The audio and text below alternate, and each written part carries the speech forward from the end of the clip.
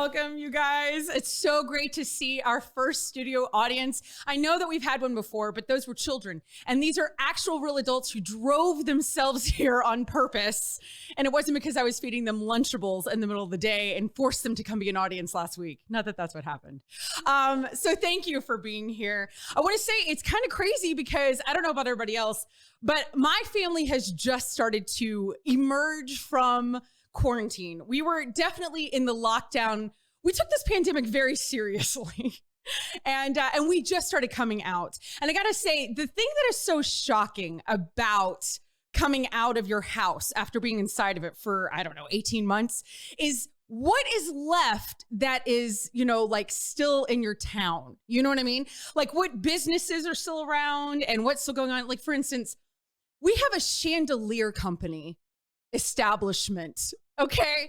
Like before the pandemic, I was confused. I was like, how do these people pay for their bills? Like who in the world is running to the chandelier? But why are they still here after the pandemic? Like, can you just not see that there's this table, of family of four, I don't know, I'm making up things, and they're eating dinner because that's what we're supposed to do.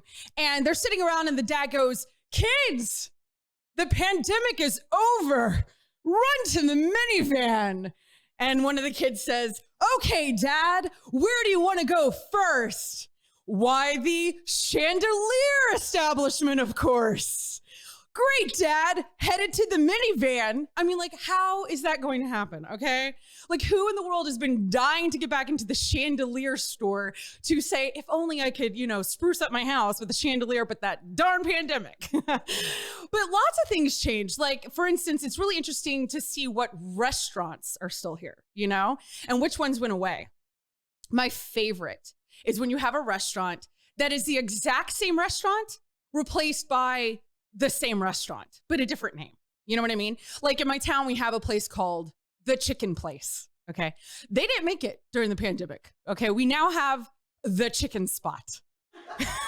Okay. And I'm sitting here thinking, what could be so great about that chicken? Like how different could that chicken possibly be? You know what I mean? And is the owner of the new place just really proud of himself because he's a line outside the door and the old owner drives by and he throws eggs at it? He's like angry, bitter. He's like, it was the name, so that's interesting. So many things have changed. I have to say, what's been really shocking is the great things that have come out of the pandemic and the not so great things. But let's review a couple of things and you can decide in your brains which ones are great and which ones aren't. We have streaming of movies in our homes. How much do you love that? Except the popcorn's not as good. I don't know. I can't get that Pop Secret to be anywhere near, although you can send me some Pop Secret if you want me to. I can be an influencer. I'm not. But we have we can watch movies in our home, which is fantastic. We have, let's see what else has changed. We have a new president. That's changed. Oh, restaurants. You can eat outside. New York has tripled their restaurants, because they just took over the streets as if there was so much room there to begin with. But now you can eat in the streets of New York, which who wasn't dying to do that before? Rats on your feet. And it's not true. They don't have any of those. And then what else? Oh, that's right. Bill Cosby changed his residence. He has moved in the pandemic. And who saw that one coming? Who saw we were going to start a pandemic with the Tiger King and end with Cliff Huxtable wanting to go back on tour? Did anyone see that coming?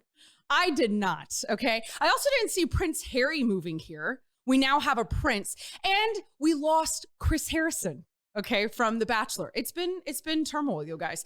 The end of the world is coming because without Chris Harrison, how do we even have Bachelor in Paradise? What does Mexico do? We don't know. But we also, it's getting so crazy, all the changes that like any moment now we're going to have really wild things happening, like Gwen Stefani marrying, I don't know, Blake Shelton. That would be, hold on a second.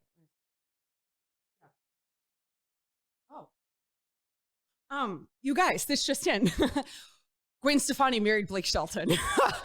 So there you have it. End of the world is happening. Yeah, I've got to say, I wish I would have known exactly how short the United States had planned to participate in the pandemic.